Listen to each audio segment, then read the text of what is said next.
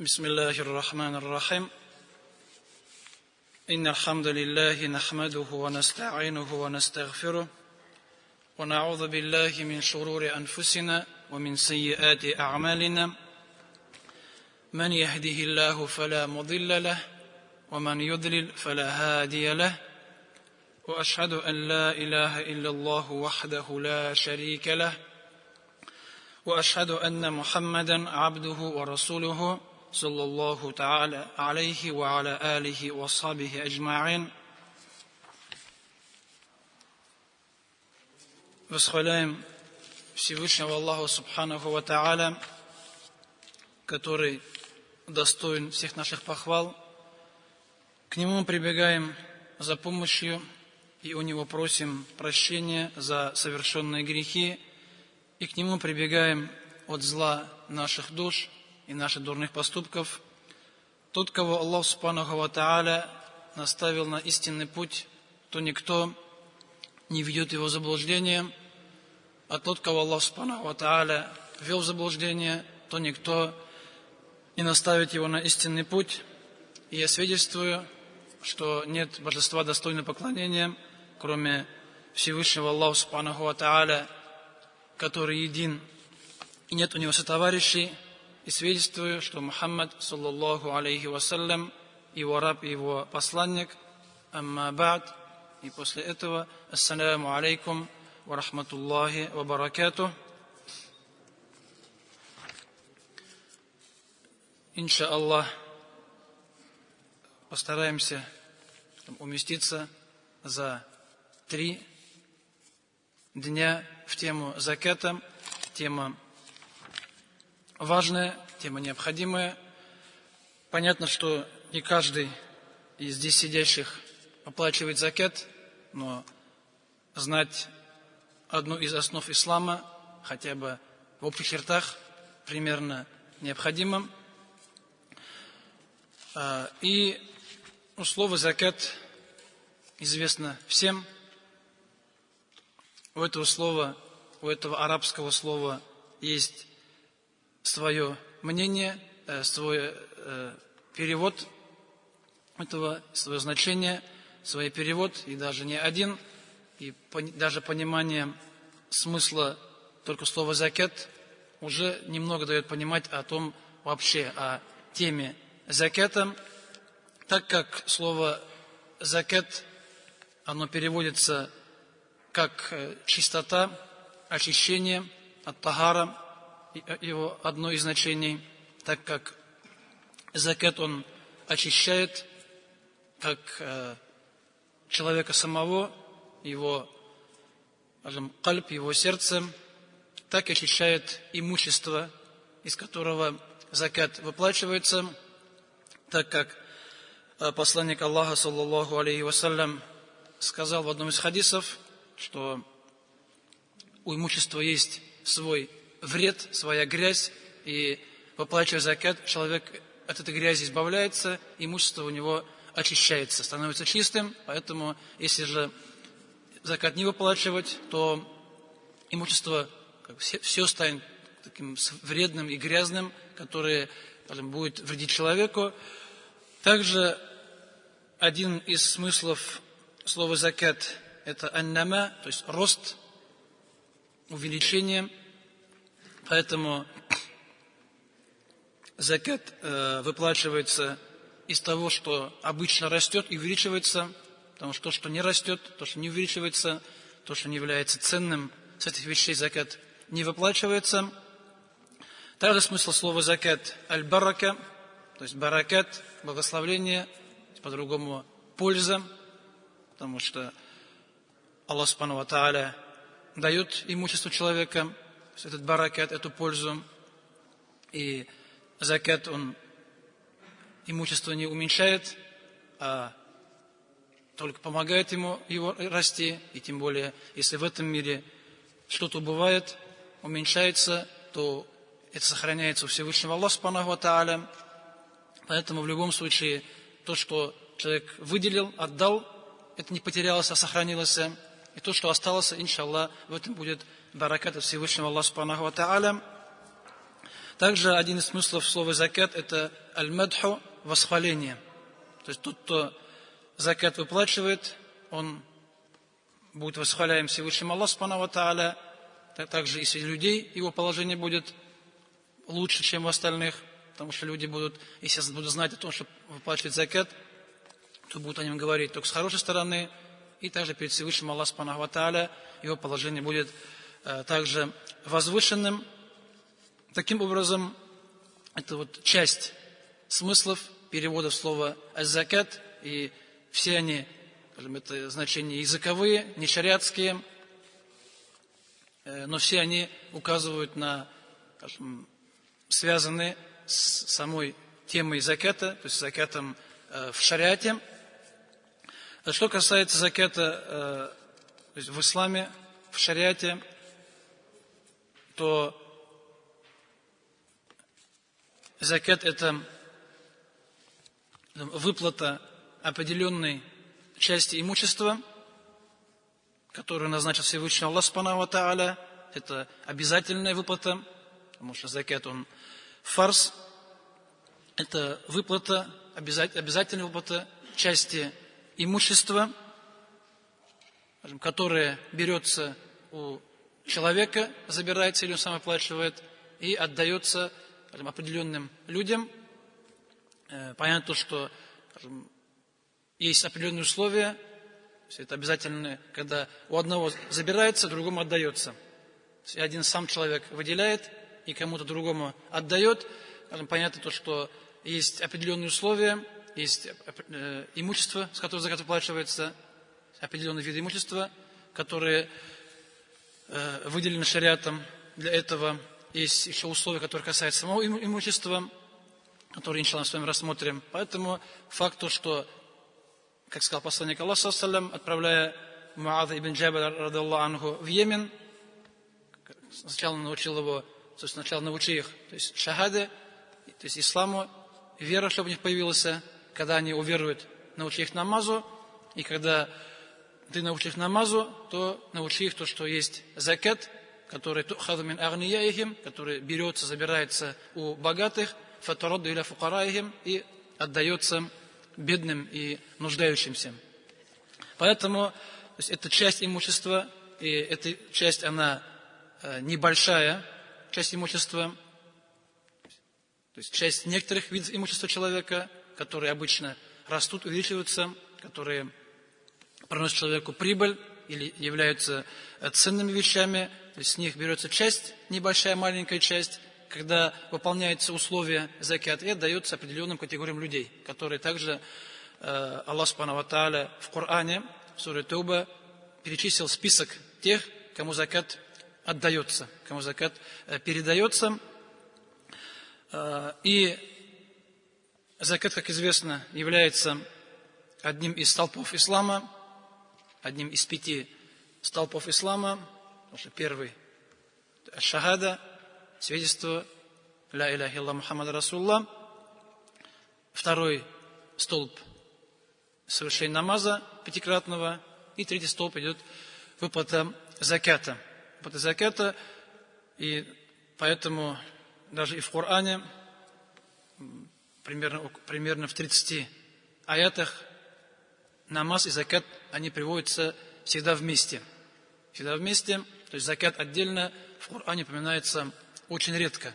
Очень редко Аллах субхану ва тааля, показывая важность заката, Он его всегда совмещает в аятах вместе с намазом. То есть читайте намаз, выплачивайте закат, приказы идут, или же идут, когда Аллах субхану ва тааля описывает верующих, мусульман, и хвалит их, он говорит, что они совершают намаз, и они выплачивают закат. Эти два поклонения Аллах субхану ва тааля соединил и практически их не отделяет друг от друга. В аятах Корана закат фарз, то есть фарз, обязанность, которая касается каждого мусульманина лично, как и намаз, и как и большинство поклонений, закат был предписан в Медине, но есть некоторые мекканские аяты, в которых приводится слово закат, как в суре «Верующий му'минун», как в суре «Аль-А'раф», преграды, приводится слово «закат», и поэтому некоторые ученые говорят, что закат сам стал обязательным в Мекке, но там еще не было известно, с чего, кому, сколько. Все это уже стало известно только в Медине во 2-м году после хиджры, когда Аллах Субхану ва Тааля предписал уже конкретно, с чего, когда, как, кому, сколько. Все это было предписано уже в Медине. В Медине и то есть даже на важность заката указывает то, что и посланник Аллаха ﷺ посылал сборщиков заката по всем территориям, которые были, скажем, ему подвластны, к мусульманам, и то, что и после смерти посланника Аллаха ﷺ, когда халифом стал Абу Бакр, и когда большая часть арабов, мусульман, часть из них отказалась вообще от ислама, а часть из них отказалась только от заката. Только от заката, все остальное принимали, а закат платить отказались, сказав то, что мы его отдавали посланнику Аллаха, он сейчас умер, отдавать закат некому. И Абу Бакр, радаллаху анху, будучи главой государства, принимает решение, что посылать войска к этим племенам, людям, которые отказались платить закат, и все сахаба были против этого, но подчинились, и впоследствии все признали то, что Абу Бакр, радаллаху анху, был прав, что это, скажем, было дано ему от Всевышнего Аллаха Субханаху ва Тааля. И закат, как один столб ислама, как один из столпов ислама, его должны признавать все мусульмане, как то, что его воплощение обязательно, потому что если человек не признает один из столпов ислама, он не признает ислам целиком полностью, потому что если человек говорит, закат платить не нужно, это не фарс, не то поклонение, получается, он отрицает и Коран, и приводит закат, он отрицает и того, кто Коран не спасал, Аллах Субхану ва Тааля, отрицает и посланника Аллаха, который закат обучал закату и объяснял закат. Поэтому отрицание одного из столпов, одного из фарзов в исламе, отрицание всего остального. Все вместе, поэтому первое, если человек отрицает закат, то платить его не нужно, как и, скажем, это касается и остальных поклонений. Если человек говорит, что намаз читать не нужно, или там говорит, что после жать не нужно в Рамазане и так далее, то, скажем, хотя бы первый пункт сказать, что ты так не говори. Сказать, что закат платить нужно, намаз читать нужно, пост держать нужно. Если сам эти вещи не выполняешь, хотя бы их не отрицай. Пока хотя бы не отрицай их, хотя бы от них не отказывайся, потому что если человек отказывается, то это близко уже к неверию. Если человек признает какое-либо действие, но не выполняет, значит, он признает ислам, но считается грешным мусульманином за то, что он не выполняет одно из предписаний Всевышнего Аллаха Субханаху ва Тааля. И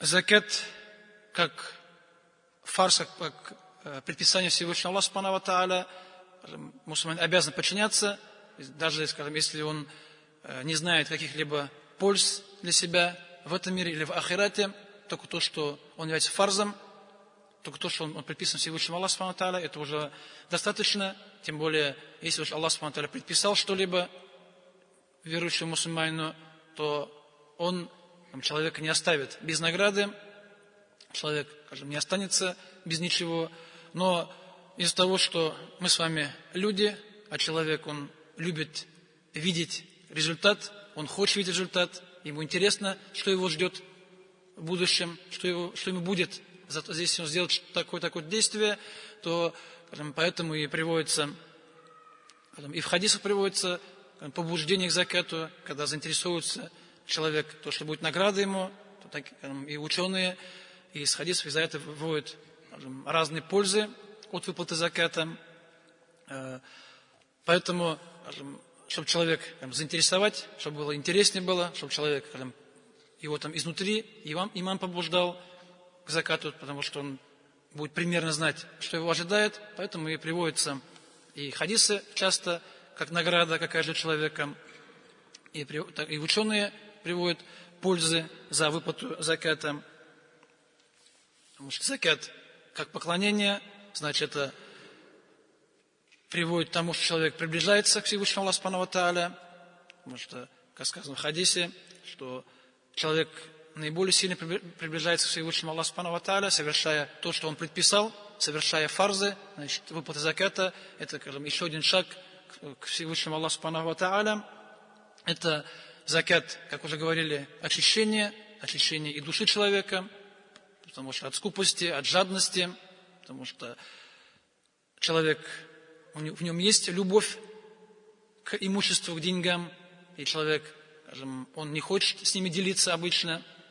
То есть, и закат, то есть Аллах обязал, как закат у нас есть другие виды выплат в шариате, когда шариат обязывает человека какие-то именно делиться тем, что у него есть, то есть тем, что дал ему Всевышний Аллах Субхану ва Тааля, потому что мы знаем, что все, что есть у нас, это дано Всевышнему Аллаху Субхану ва Тааля. Получается, Аллах нам дает это имущество, эти деньги, все, что мы имеем, это дал Аллах, и Аллах от нас требует, чтобы мы какую-то часть из этого имущества передали другому человеку, который нуждается больше, даже, может, чем сам человек в этом имуществе. И тем самым, если человек это понял, если он это осмыслил, что эта часть имущества это не его, то есть Аллах дал ему, сказал, что это вот, скажем, столько-то отдай другому человеку, получается, это уже не наше. То есть нам дано, чтобы мы его передали другому человеку, которого Аллах предписал. Получается, мы используем, если мы оставили, значит, получается, если человек пожадничал, человек, скажем, не захотел отдавать, получается, он оставил у себя чужое имущество, он не отдал тому человеку. То, что ему полагается, получается, скажем, и когда человек боится бедности, боится потерять свое имущество, получается, когда у человека тоже как болезнь в сердце, получается, образуется, появляется. И, скажем, закат, как и другие некоторые предписанные вещи, они человека очищают. Человек, скажем, получается, его заставляет, чтобы он, скажем, себя переделывал, перестраивал себя, и уже, скажем, пусть, скажем, может, он не хочет, но то, что он отдает, он выделяет, он, скажем, лишается какой-то части имущества, скажем, он тем самым себя очищает. Свое сердце очищает свой, скажем, борется со своим нафсом и, скажем, отдает это имущество ради Всевышнего Аллаха Субхану ва Тааля, потому что, сподвижники тоже были многие богатыми, но, скажем, их богатство, как говорят, было у них в руках, а не в сердцах. Поэтому они легко с ним расставались, приходило и уходило, потому что, скажем, оно не попадало в сердце. У нас же, к сожалению, часто, скажем, с рук уходит туда, внутрь, скажем, и потом там уже прикипает, там остается, и от него уже, скажем, его отдать кому-либо будет уже сложно. Поэтому закат, скажем, как и садака, как и другие, скажем, предписания шариата, они очищают человека, чтобы человек, скажем, уже понимал, что это, во-первых, не твое, тебе дано временно пользоваться, все, что у тебя есть, и еще в том, что дано, скажем, и тебе, еще кому-то дано придачу. Аллах дает через тебя кому-то, передал, и человек проверяет, человек довел или не довел. То есть человек пожадничал, оставил себя, забоялся бедности, и отдал и не отдал. Это есть проверка, это есть как раз и очищение человека. То есть это также показывает то, что человек все-таки подчиняется Всевышнему Аллаху Субхану ва Тааля, показано его, скажем, то, что его религия, ислам совершенный, что он полностью подчинен Аллаху Субхану ва Тааля, то есть не частично, не то, что, скажем, нравится, не нравится, хочу, не хочу, а все, что как положено, и он себя на этом воспитывает. Это если касается самого человека лично. Также это касается, может, и общества, потому что, как мы сказали, что закат – это чужое имущество, чужая доля в твоих деньгах, в твоем имуществе. Получается, если мы отдадим кому-то, кто нуждается, значит, тот человек уже будет не нуждаться.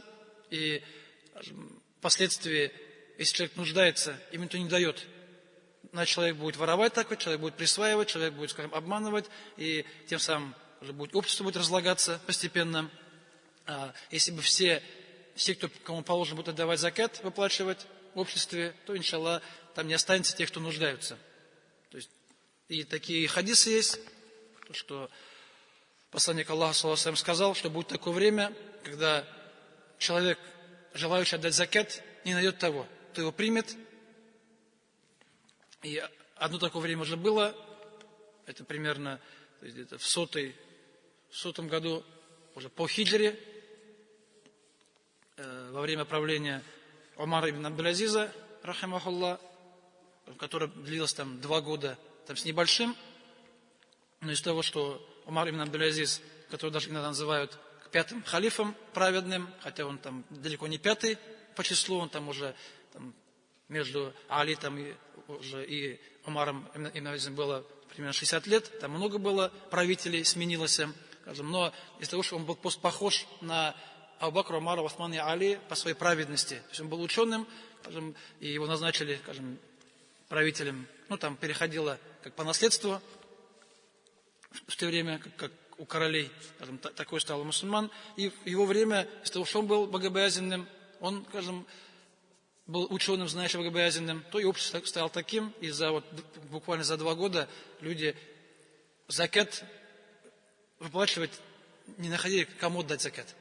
То есть деньги есть, имущество есть, а у всех есть, никому не надо, получается. Скажем, поэтому такое тоже возможно, пусть, скажем, конечно, трудно представляется нам иногда в нашем обществе, но такое, если человек, то есть общество будет придерживаться религии Всевышнего Аллаха Субхану ва Тааля, и такое возможно, что не останется тех, кто, скажем, нуждающиеся, если все будут отдавать закат полностью. И, скажем, также, если закат не платить, не выплачивать, может быть вред. И человеку самому вред, потому что, сказать, что в имуществе есть вред, который ему наносит вред, и человек там жадный получается, скупой, там, не думает о других, думает только о себе, эгоизм и так далее развивается. Еще есть вред и обществу. Общество, как сказал посланник Аллаха саллаллаху алейхи ва саллям, что если люди перестанут выплачивать закат, не будут этого делать, то Аллах Субхану ва Тааля их лишит дождя. Если может дождать людей именно из-за того, что они не выплачивают закат. И если бы не животные, то Аллах вообще даже не дал бы. То есть если только полагаться на людей, значит, скажем, все, что Аллах и так лишает, уменьшает из-за грехов людей. А скажем, если бы, скажем, то есть не слабые, не животные, не растения, все остальное, то Аллах вообще не дал бы. Поэтому все, что многие вещи нам даются не из-за нас, а из-за того, кто слабее нас, кто без этого выжить не может. Поэтому Аллах может и наказать общество там, за то, что из-за грехов. Общество засухой, когда нет дождей, когда сухо, когда даже не выпадают. И это может быть какое-то локальное, какой-то район, какая-то деревня, может какой-то глобальный, да, большой, когда там какие-то большие территории. Поэтому, потому что, если смотреть, скажем, не только может закат, но и другие грехи, скажем, каждый год в каком-то месте Аллах не дает дождь. Когда в одном районе идут дожди, все лето в другом районе нет дождей. Скажем, если ты можешь поспрашивать просто по Татарстану, каждый год такое заметно. Какой-то там регион, в одной деревне спрашиваешь родственников, у нас не было дождя, говорит, все лето. У нас здесь дождь был, там в другом районе дождь был, там много дождей, а там не было дождя. Там 2-3 месяца, скажем, абсолютно ни капли дождя не выпадает. И так, скажем, каждый год Аллах Та'аля, скажем, меняет какой-то регион там постоянно, то есть какой-то регион Аллах Та'аля наказывает там, или предупреждает людей, чтобы они хотя бы подумали немножко о причинах этого. Поэтому, скажем, если выплата заката, это награда, это, иншаллах, довольствие Всевышнего Аллаха Субхану ва Тааля, это, иншаллах, путь в рай, это, скажем, очищение себя, имущества, также и выплата заката, это также является, скажем, может быть, и наказание, скажем, и тебе, человек, самому лично, и еще наказание и тех, кто рядом с тобой. Рядом с тобой, тем более, если они не будут человека, скажем, увещевать, предупреждать его о том, что, скажем, что он должен совершать, и поэтому Аллах Субхану ва Тааля приводит и наказание тем, кто закат не выплачивает.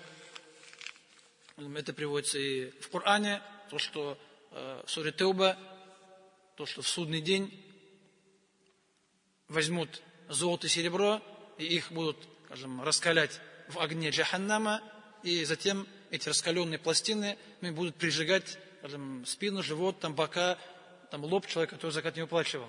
Это еще в судный день, еще до, скажем, до расчета, еще до разделения людей на, скажем, в рай и в ад, во время еще ожидания, до расчета все будет происходить, потому что, скажем, раньше же золото, серебро было, поэтому, скажем, как ценности деньгами, и их будут брать в огонь Джаханнама, их там раскалили, человека прижгли, скажем, немного остыло, скажем, опять когда относят в Джаханнам, там человек все заживает, и опять, и так по кругу будет совершаться все это, скажем, и представить себе возможно, потому что если мы там, человек палец так, и там обжег, так ведь немножко пятно больно. Здесь получается, скажем, железом прижигать, скажем, тело человека, скажем, это будет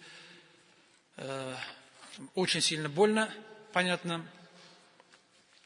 И то самое приводится и в хадисах. То есть то, что приводится в Коране, посланник Аллаха сам приводит, то самое же рассказывает, что будет прижигать золотым серебром, что вот то, что ты копил, вот твое имущество, вот, скажем, твоя награда, вот то, чего ты хотел и добивался, и там сказано, валядин якнизуна захаба, то есть те, которые, скажем, собирают. То есть собирают, то есть слово якнизуна, то есть канц, скажем, как будто, то есть как богатство, то есть те, которые собирают и не делятся. То есть кто собирает, и ни с кем не делится, никому не отдает. Эти люди имеются в виду, которые собирали и никому не давали, и это будет им, скажем, вот то, что человек собирал, тот человек, к чему стремился.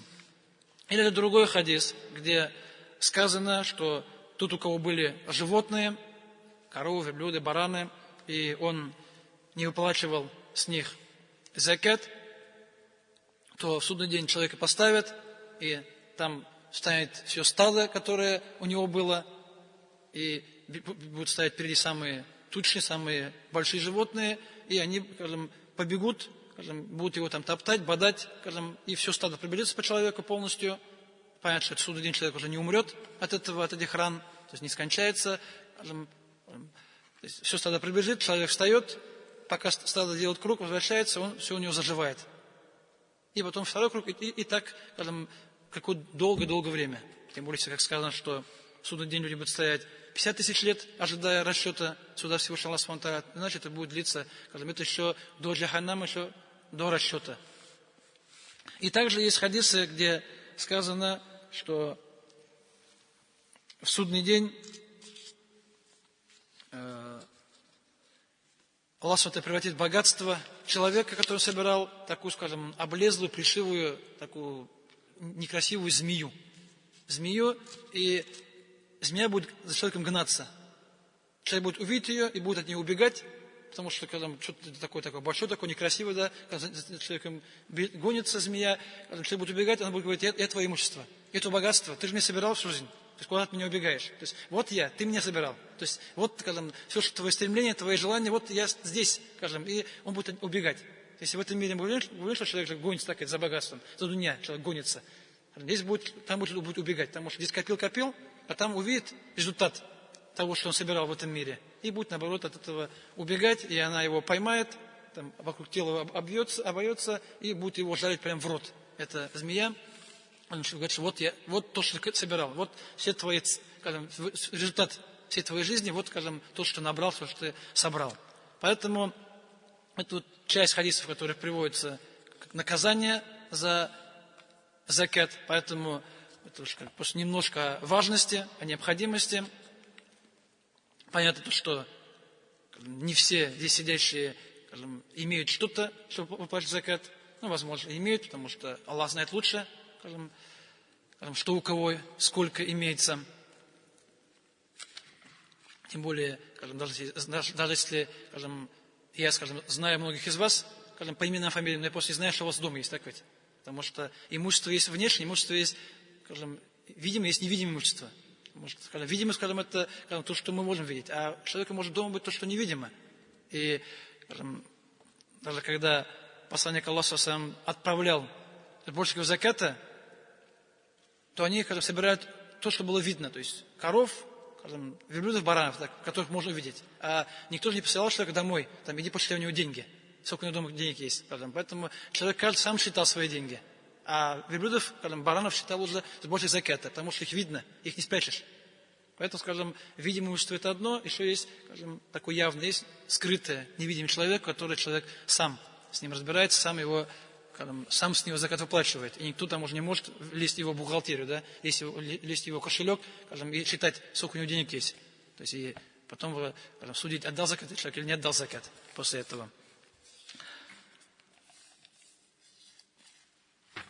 И закат, сказать, что фарз, обязанность, необходимость, за это, иншаллах, будет большая награда Всевышнего Аллаха Субхану Тааля, будет большая польза, как человеку самому лично, так и вообще обществу, людям из-за выплаты заката. То есть и за то, что закат не выплачивал, есть свои наказания, в этом мире наказания, и наказание и в могиле, и наказание в судный день, и там еще и возможно в джаханнаме. Поэтому, скажем, ничто просто так не пропадает, не исчезает. Но чтобы выплатить закат, есть свои условия. Есть свои условия выплаты заката, потому что если эти условия соблюдаются, выполняются, закат платить нужно. Если эти условия не выполняются, не соблюдаются, закат выплачивать не нужно. Не нужно. И некоторые условия, они общие между многими поклонениями, как сказал, то, что человек должен быть мусульманином, то есть тот, кто закат выплачивает, должен быть верующим мусульманином, потому что закат это часть ислама, и если часть ислама, значит, касается только мусульман, и Аллах Субхану Тааля принимает поклонение только тех, у кого есть иман, у кого есть вера, потому что если у человека нет имана, то, скажем, в этом мире ему это поможет, а в ахирате, в судный день, это ему не поможет, эти его действия не будут приняты. Поэтому даже если кто-то, скажем, из немусульман делает благие дела, то Аллах Субхану Тааля дает им награду в этом мире. То есть мусульманину Аллах Тааля дает и в этом мире, и в ахирате, и в том мире, и в судный день, иншаллах, а немусульман дают награду только в этом мире, то есть за все его благодеяния. Потому что тоже есть люди хорошие, есть, так ведь, которые делают благое, хорошее, но их награда будет здесь. Здесь дальше уже она не переходит. Поэтому человек должен быть мусульманином, чтобы закат выплачивать. Человек должен быть, если раньше было свободным, то есть не рабом, этот пункт сегодня у нас с вами не действует. Есть еще, скажем, два условия, которые немного спорны между учеными. То есть должен ли быть тот, кто выплачивает закат, совершеннолетним и, скажем, в своем уме, разумным. То есть ученые ханафитского масхаба сказали, что закат это поклонение, которое касается человека самого, то есть выплачивающего, поэтому пока, скажем, если это ребенок, который, скажем, еще в деньгах не разбирается, хотя, скажем, может он иметь, то есть, скажем, ребенок тоже может так иметь что-то, может хозяином какого-то имущества. Поэтому, скажем, закат поклонения, который нуждается в намерении, в нияте, а ребенок, скажем, он не может сделать ният правильно, потому что он еще маленький, не разбирается, поэтому, скажем, закат ему не фарс. Даже если он богатый, даже если ребенок миллионер, но пока, скажем, он не достиг половой зрелости, как он говорит, совершеннолетия, значит, закат не уплачивает. То же самое касается и, скажем, человека, который, скажем, неразумный.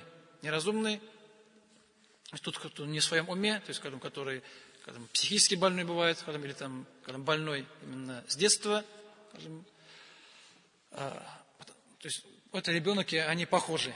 Поэтому ученые ханафитского масхаба смотрят на человека, того, кто закат выплачивает. И как приводит в хадисе, что, скажем, дела 3 людей не записываются, то есть дела 3 людей не записываются, и это спящий пока не проснется, потому что человек пока спит, скажем, ему ничего, его дела не записываются. Что человек там скажет, сделает, скажем, ему нет ни греха, ни награды не будет за это. Спящий пока не проснется, и ребенок пока, скажем, не станет половозрелым, его дела не записываются, скажем, потому что человек до этого времени еще не обязан, скажем, соблюдать, скажем, шариат полностью целиком. И, скажем, то есть маджнун, скажем, умалишенный, пока он скажем, ему не вернется, скажем, разум, ум, сознание к нему, его дела тоже не записываются. Исходя из этого хадиса, сказать то, что, скажем, ребенок и, скажем, душевно больной, они закат не выплачивают. Есть другое мнение в исламе, в других масхабах, что они смотрят не на человека, смотрят на имущество. Здесь просто два подхода. Смотрим на человека, то есть кто владеет имуществом, и смотрим на то, что у него есть. Поэтому масхабы ханафи смотрят на человека, а другие масхабы смотрят на имущество. Поэтому сказать то, что, скажем, если, скажем, у ребенка есть богатство, то есть богатство есть так ведь, если оно там достигает условий, скажем, оно большое богатство, закат с него выплачивается, то сказать то, что ребенок не сам, то есть его опекун, то этим имуществом заведует, закат отдавать может от его имени. Поэтому есть просто такое разногласие, подход. Смотреть на что? На деньги или на человека? На имущество или на человека? И исходя из этого и разница во мнениях. Также является условием это, скажем, полное владение имуществом. То есть то, что имущество должно быть у человека, то есть имущество должно принадлежать человеку самому и должно быть у него. И чтобы человек мог им распоряжаться. Потому что закат, скажем, человек сам так, из своих денег, своего имущества. Получается, он должен быть хозяином этого имущества и должен владеть им полностью, целиком. Ну, здесь обычно упоминается вопрос, скажем, если человек, скажем, отдал деньги в долг кому-то, потому что деньги, если ты отдал в долг, значит, это твои деньги, просто они находятся у кого-то. В данный момент это не твои деньги, и когда приходит, скажем, время считать закат, то есть если есть какие-то деньги, сбережения, скажем, и когда приходит время считать это, время заката наступает, скажем, тот человек отдал в долг, их считать или не считать? То есть, скажем, плюсовать или не плюсовать тому, что у тебя есть. Потому что, скажем, человек, скажем, смотрит, скажем, сколько у него есть, да, колонка. Есть, скажем, у него долги так, это он дал столько-то, другому отдал столько-то, отдал столько-то. Скажем, эти вот долги, что с ними делать? Их плюсовать к общей сумме денег или, скажем, их не плюсовать? Возникает вопрос. В этом случае, скажем, их делят на, скажем, долги делят на две категории. То есть легко возвращаемые и трудно возвращаемые долги. Потому что если человек дал в долг кому-то, и этот человек, скажем, он его видит постоянно, он знает, что у него деньги есть, скажем, еще срок не подошел выплаты этого долга, и, скажем, этот человек, скажем, уже брал и отдавал несколько раз, скажем, человек, скажем, на виду, не пропал, не исчез, скажем, есть, скажем, не банкрот, так сказать, скажем, не прогорел, все у него нормально идет, поэтому человек, скажем, в таком случае, скажем, долг плюсуется. У тебя то, что у тебя есть в руках есть, все твоя там наличность, которая есть, к ним еще и долг, который ты отдал тому человеку, тоже плюсуется, как будто они у тебя на руках. В этом случае закат с них выплачивается. Если же долг трудно возвращаемый, то есть отдал в долг человеку, который, скажем, например, прогорел, так взял деньги на бизнес, скажем, прогорел, теперь банкрот. Пока, скажем, даже работу не нашел, да, себе, скажем, поэтому отдаст, не отдаст, неизвестно. Или дал деньги долг человеку, человек, скажем, отрицает долг, скажем, говорит, ты мне ничего не давал.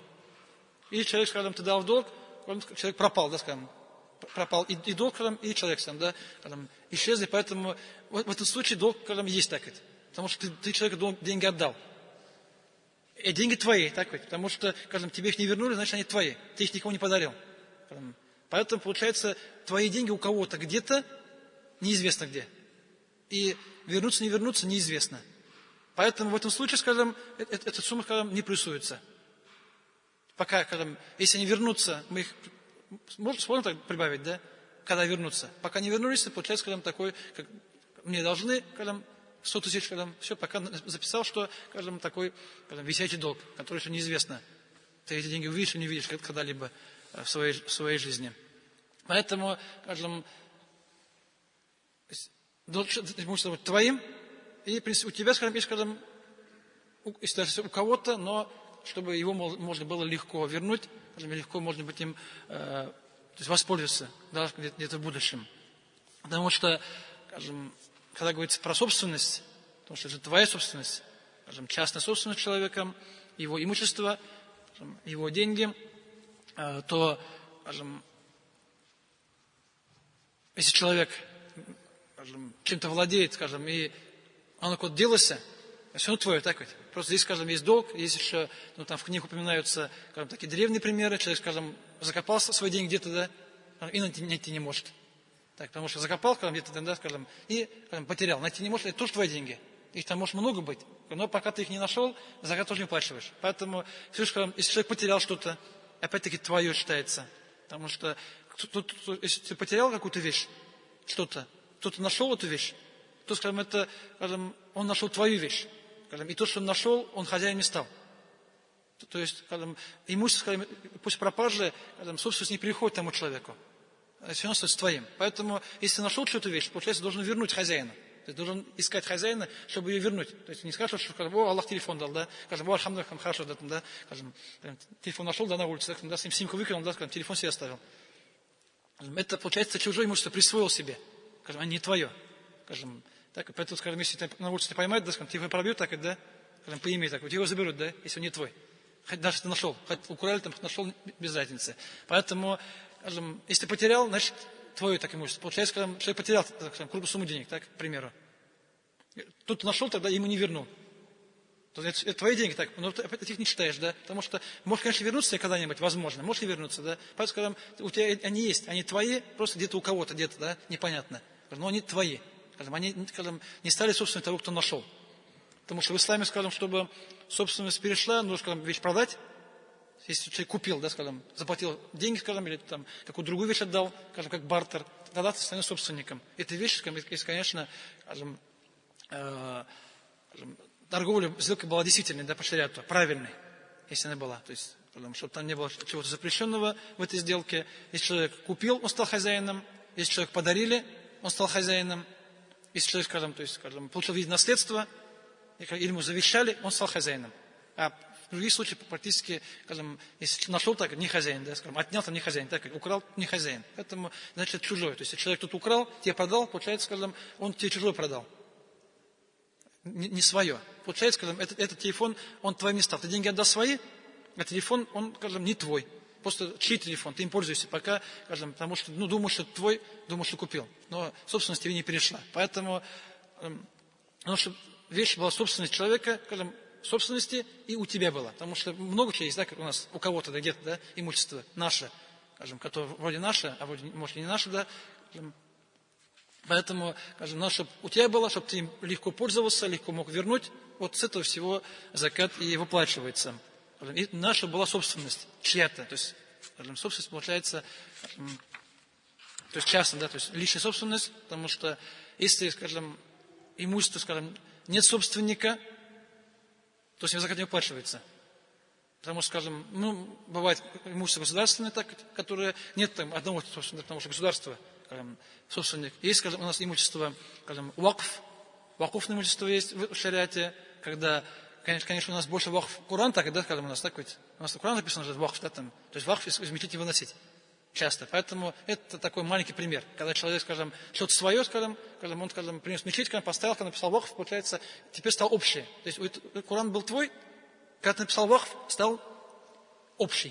То есть у него нет хозяина конкретного, то есть хозяев все мы, да, получается, скажем, это Коран. А вакуф может быть и гостиница, вакуф может быть и магазин, вакуф может быть и поле, и все что угодно. То есть вакуф может быть любой мужчина, который приносит прибыль.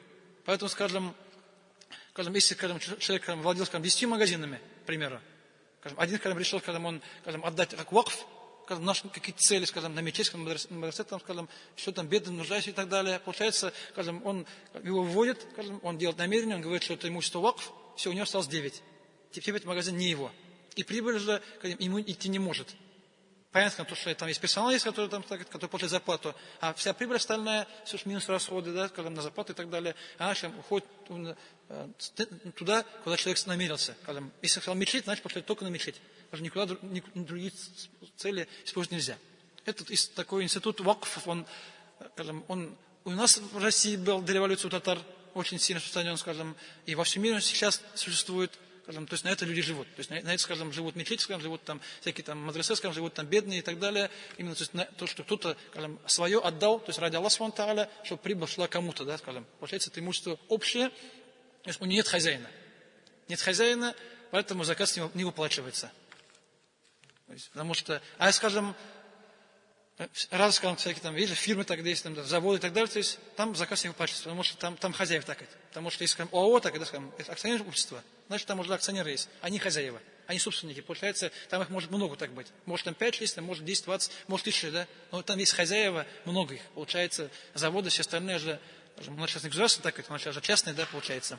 Акционерное общество чаще всего, поэтому они, скажем, просто там хозяев, получается, больше, скажем, акционеры. Все они хозяева. Получается, каждый из них, скажем, тоже должен выплачивать закат в какой-то мере с того, что у него есть. Это понятно, да? Понятно, что нужно быть хозяином имущества, скажем, и все, что, скажем, получается, скажем, если я кому-то отдал деньги, получается, я их, скажем, или считаю, или не считаю, в зависимости от того, как его вернуть трудно или легко. Если, скажем, у человека есть на руках деньги, ну, скажем, у тебя деньги есть, но, скажем, получается, ты у кого-то взял в долг. То есть не сам отдал, а ты взял у кого-то в долг, скажем, у тебя, скажем, на руках, скажем, 500 тысяч, да? Из них, скажем, 400 тысяч не твои. Ты кому-то должен их отдать. Получается, скажем, по Масаба Ханафи, скажем, у меня 500 тысяч на руках, все, что есть. Я должен тому-то там столько-то, тому-то столько-то, получается минус. Я все минусую, скажем, из этой суммы. Если останется, что-то, да, скажем, получается, если останется деньги, скажем, которые достигают уровня заката, значит, закат буду платить. Если, скажем, у меня на руках 500 тысяч, и все они не мои, и у кого-то я взял, так ведь? Значит, получается, закат я не уплачиваю. Потому что у меня нет ничего, получается. То есть, по Масабу Ханафи все долги вычитываются. То есть, сначала ты считаешь все, что у тебя есть, потом, скажем, все, скажем, долги считаешь, то, что ты кому-то должен. И, скажем, если останется, закат платишь. Не останется, закат не уплачиваешь. Есть другое мнение среди ученых ислама, которые говорят, что, скажем, какая разница, скажем, деньги твои, не твои, без разницы, говорят. Скажем, если, скажем, человек, скажем, сел, посчитал все, что у него есть, скажем, пока деньги у тебя, и, скажем, они, скажем, у тебя были в течение года последнего, значит, скажем, твои, не твои, разницы нету, они были у тебя, значит, ты закат оплачиваешь. И такое тоже мнение есть среди ученых ислама. Одни говорят, что, скажем, долги, скажем, они, скажем, влияют на закат. То есть, если у тебя долги есть, ты их не считаешь, потому что это не твои деньги, чужие деньги, пусть человек сам оплачивает, да, получается, скажем, хозяин пусть оплачивает закат с них. Скажем. А другие говорят, что, скажем, смотрят на то, что все у человека на руках. То есть, какая разница, твое, не твое, скажем, чужое или твое собственное, у тебя и было, значит, ты плати. И такое мнение тоже присутствует. Хотя, конечно, Аллах алям, скажем, если имущество чужое, то пусть сам платит, как хозяин, за закат, за платство своего имущества. Это вот владение имуществом, то есть полное владение имуществом, чтобы закат выплачивался. Также из условий заката это достижение имуществом нисаба. Есть такое слово нисаб. Чтобы закат платить, но чтобы имущество достигло определенной планки, определенной суммы, определенного количества. Получается, нисаб это, скажем, минимальное количество имущества, которое облагается закатом. То есть, получается, когда меньше его, то есть это какая-то сумма, какое-то число, пока если будет меньше его, на закат выплачивать не нужно вообще. Если эта сумма достигла, значит, когда уже, скажем, закат выплачивать, возможно, придется. Не факт, что закат будет фарзом, да? Но, скажем, уже, получается, когда там уже начинается отчет года после этого. Потому что если, получается, нужно сказать, то, что вот нисаб, достижение нисаба, условия, и еще, чтобы, скажем, после достижения нисаба, этого минимума, имущество человека находилось в течение года. То есть не сразу, когда, к примеру, и когда, ну, пример такой, возьмем только пример. Когда, к примеру, это просто примерно, нисаб, скажем, с денег 200 тысяч. Возьмем, да, просто, скажем, это такая круглая сумма. Возьмем, что, если взять, что закат с денег, его нисаб 200 тысяч, получается, скажем, все, что меньше 200 тысяч, закатом не облагается, закат ты платить не должен. Если у тебя, когда появилось 200 тысяч, скажем, сегодня, к примеру, скажем, знаешь, когда с этого дня начинается отсчет года. То есть, когда у тебя появился нисаб сегодня платить закат не нужно еще. Сегодня еще, когда время заката не наступило. Не наступило, получается, нисаб, когда планка дошла, скажем, определенная сумма собралась, с этого момента получается счетчик такой. То есть, включается таймер, скажем, года. Скажем, сегодня, скажем, потом будет смотреть, что будет через год. Потому что, скажем, деньги появились, да, скажем, потом пошел, что-то купил, да, сразу. Ничего не осталось такое на следующий день. Получается, скажем, планка достигла определенной суммы, количества, ждем год, и через год только, скажем, смотрим, закат будет или не будет. Потому что, может, осталось, может, не осталось, да. Может, человек стало больше, может, осталось, ничего не осталось, да, вообще. Поэтому, то есть, нисаб. Нисаб, скажем, у каждого имущества свой. И, иншаллах, вот, скажем, завтра, послезавтра, иншаллах, когда будем рассматривать каждое имущество по отдельности, там, иншаллах, скажем, у каждого имущества, скажем, какой нисаб, какая планка, да, какое количество должно быть. Там обычно, скажем, ну, скажем, деньги, если деньги, там, 1200, скажем, если там коров, там должно быть 30 голов, скажем, баранов, там должно быть 40 голов, скажем, не меньше. Скажем, это вот минимум, да, получается. Скажем, просто коровы, начинается с 30 закат. Если у тебя 10-15 коров, значит, спи спокойно. Закат тебе пока что платить не нужен совсем. Потому что у тебя, когда появится 30 коров, и точно закат не скажешь, что фарш, потому что есть другие условия, кроме количества. Но получается, если 30 нету, если это 1-2 коровы, там 2 бычка, значит, про закат даже думать не стоит. Потому что ты пока что не считаешься богатым. Потому что там 1-2 коровы, тем более в наше время, точно не богатство такое. Когда, скажем, нужно за все платить деньги. Иншаллах, завтра, послезавтра, когда будем проходить, скажем, деньги, скажем, золото, серебро, каждый по отдельности будем разбирать, получается, скажем, пока нисаб не достиг, закат платить не нужно. То есть, скажем, потому что насыпать нисаба, этого минимума количества, тогда начинается отсчет года. Отсчет года. И по мазхабу Ханафи, то есть отсчет года, у них все просто. Просто, скажем, сегодня, скажем, 7 января, скажем, то есть у человека там появилось, скажем, 200 тысяч, это пример, да, сумма. Появилось 200 тысяч, скажем, человек, скажем, это, скажем, отметил 7 января, скажем, и все, и забыл. И забыл, скажем, то, что, скажем, теперь ждем год. То есть там, в течение года, скажем, человек живет спокойно, скажем, в своей жизни, скажем, там, продает, покупает, скажем, не важно, что делать он, а через год. И год здесь, это год лунный, не солнечный. То есть год, скажем, не декабрь, январь, февраль, а лунный. Потому что в исламе, когда мы говорим про год и про месяцы, мы имеем в виду месяцы и года лунные. То есть, а лунный год, он всегда короче, чем год солнечный. Потому что, скажем, Рамазан, у нас двигается так, каждый год так вот. Рамазан у нас каждый год передвигается. У нас Курбан каждый год двигается. Потому что лунный год короче, чем солнечный. На 10-11 дней. Поэтому, скажем, если, скажем, сегодня 7 января появился нисаб, начался отсчет года, значит, на следующий год, скажем так, скажем, не 7 будет января, да, 17 года. Значит, мы минусуем 11 дней в ту сторону. Получается, какой там, 27 декабря, скажем, да, примерно так, получается, 27 декабря, ну, смотрите, уже, получается, в конце этого года. Так, уже не следующий год, не 17, а в 16 году, 27 декабря, ну, смотреть, что у человека есть на руках. Если там 7 января было 200 тысяч, если там у человека 27 декабря на руках 50 тысяч, закат платить не нужно, потому что у него нету. Если у человека на руках оказалось 250 тысяч 27 декабря, значит, закат выплачивает с той суммы, которая у человека есть на тот день. А то, что было в течение года, по мазхабу Ханафи роль не играет. Скажем, если там стало больше, меньше, на это смотрим мы. Скажем, по мазхабу Ханафи, скажем, то, что было в течение года, нас не волнует. Есть 2 точки, есть 2 дня. Первый день, начало года, есть конец года, второй день. Вот нас волнуют эти 2 дня.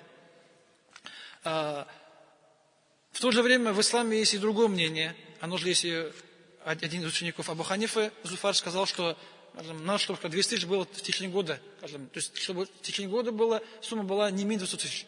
Постоянно. Если, скажем, хоть на копейку стало меньше, все, скажем, год прерывается.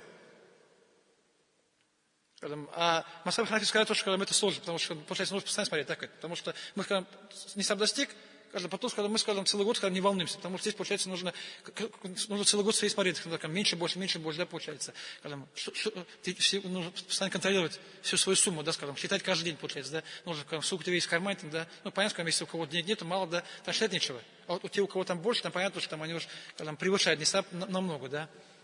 Поэтому вот такие вот мнения есть. Мазхаб Ханафи, 2 точки и все. Скажем, в течение года нас не волнует, что там происходило, меньше, больше было. Но только одно условие есть. Чтобы, скажем, денег не стало 0 вообще. Чтобы человек, скажем, не ушел в минус. Если, скажем, у тебя было 200 сегодня, потом, скажем, у тебя, скажем, стало минус 200, Знаешь, ну, то есть все, там, отчет прерывается, не читаешь. Если у тебя, скажем, там 200, там 150, 250 так стоял, да, там круглый год, да, постоянно, в течение года, там, ну, там, может, плюс-минус, там, 10-20 тысяч, да, или там 50-100 тысяч, да, там, плюс-минус. То есть у тебя деньги не кончаются никогда, они всегда у тебя были круглый год. Значит, тогда считается. Если у тебя, скажем, деньги появились, там, до 200 тысяч, да, потом, скажем, они пропали и больше никогда не появились, да, в течение года, и ты жил в долгах, все, год, получается, там уже, тут уж смотреть не нужно уже совсем. То есть 27 декабря нас уже не волнует, получается, в этом случае. Поэтому еще год есть. То есть, получается, Аллах Субхану пусть достижение нисаба не говорит, что сразу давай закат. А еще нужно подождать, потому что вдруг там появился случайно, так, да, скажем, там, ну, появился там на какой-то короткий срок. Человек не стал богатым, потому что человек там был на руках там 200 тысяч в течение недели, да. Потом у него больше этой суммы никогда в жизни не было. Мы не скажем, что платить закат. Потому нужно, чтобы человек был, чтобы был стабильный такой. Чтобы человек был стабильный, у него деньги были. Вот тогда закат платить нужно будет. Поэтому здесь главная стабильность, поэтому и смотрится год. Потому что если в течение года стабильно деньги были, значит человек нормально живет. Если человек там, их не было в течение года, скажем, сразу пропали, значит человек так остался в черте бедных. Нуждающихся, он не пришел там в черту богатых, тех, кто закат должны выплачивать. Вот, скажем, такие условия. Нисаб и прохождение года, получается, человек должен имуществом владеть, чтобы оно достигло нисаба, и после достижения нисаба, чтобы прошел год. И только потом, скажем, закат выплачивается. И то, скажем, не сразу получается. А потом, скажем, если выплатил, скажем, значит, будет так каждый год. Да, то есть каждый год получается, и год будет двигаться так вот. То есть 27 декабря, потом, скажем, будет какой-то 17, 16 декабря, и каждый год смотреть нужно по календарю лунному. Хотя, конечно, мы привыкли к солнечному, да, к декабрям, мартам, февралям, но в исламе у нас есть свой, да, лунный календарь, который тоже нужно не забывать. Не забывать, скажем, и на него внимание тоже стоит обращать, скажем, не только, скажем, в Рамазане, так, не только на Курбан, да, а в течение всего года, когда примерно знает, какой день, скажем, да, по календарю лунному.